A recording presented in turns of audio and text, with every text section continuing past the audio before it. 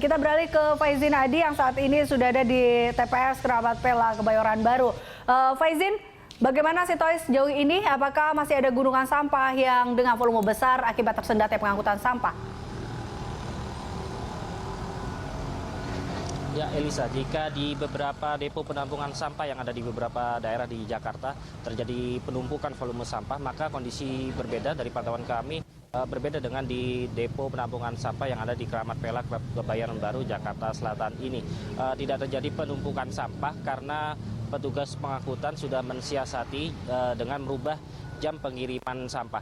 Jika biasanya mereka mengirim sampah pada pagi hari dan tiba di TPA Bantar Gebang sekitar jam 10 hingga jam 11 siang, maka sejak 3 hari yang lalu, sejak ada krisis yang ada di TPA Bantar Gebang Bekasi, mereka merubah jam pengiriman, memundurkan hingga jam 9 malam. Ini untuk memenuhi syarat dari warga yang ada di sekitar yang dilalui oleh truk pengangkut sampah, yakni truk baru bisa masuk ke TPA Bantar Gebang mulai jam 9 malam hingga jam 5 pagi. Dan berikut kutipan pernyataan dari salah satu petugas pengawas pengangkutan sampah yang kami wawancarai beberapa saat yang lalu. Sini masih terkendali. Untuk sekarang ini bisa kita kendalikan, sampah bisa terangkut tiap hari.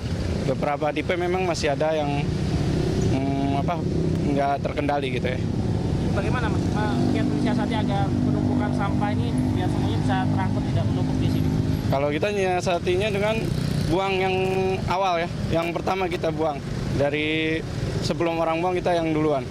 Dari sini mungkin jam 8 sampai ke luar Bekasi itu jam 9. Jadi kita ada terdepan buangnya, malam, terbuang malam ya. Kapan Mas dilakukan? 3 hari yang lalu.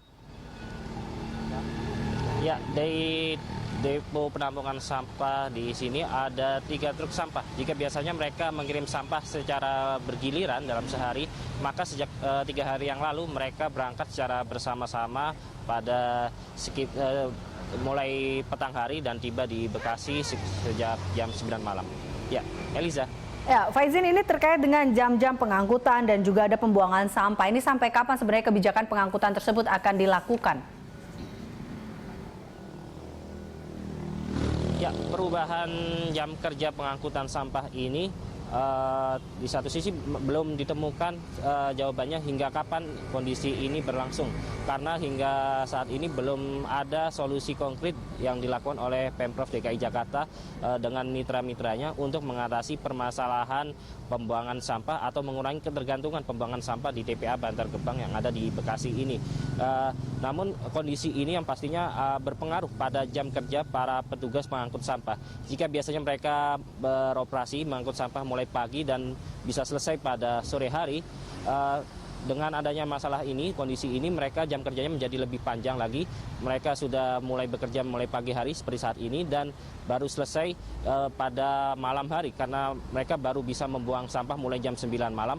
Dan itu pun untuk masuk ke TPA Bantar Gebang mereka harus mengantri karena kondisi di sana terjadi antrian yang cukup panjang, antri bisa mencapai 2 hingga 3 jam untuk bisa masuk ke TPA Bantar Gebang karena banyak truk pengangkut sampah dari depo-depo sampah yang ada di Jakarta yang harus antri dengan jarak yang cukup panjang untuk masuk ke TPA Bantar Gebang ini. Ya, demikian Eliza. Baik, terima kasih Faizin. Dan pemirsa, demikian reporter Julita Telaumbanua dan Faizin Adi serta juru kamera Haryadi Jamal dan Abdullah Khairuddin melaporkan langsung dari tempat penampungan sementara Menteng Atas dan juga Keramat Pela.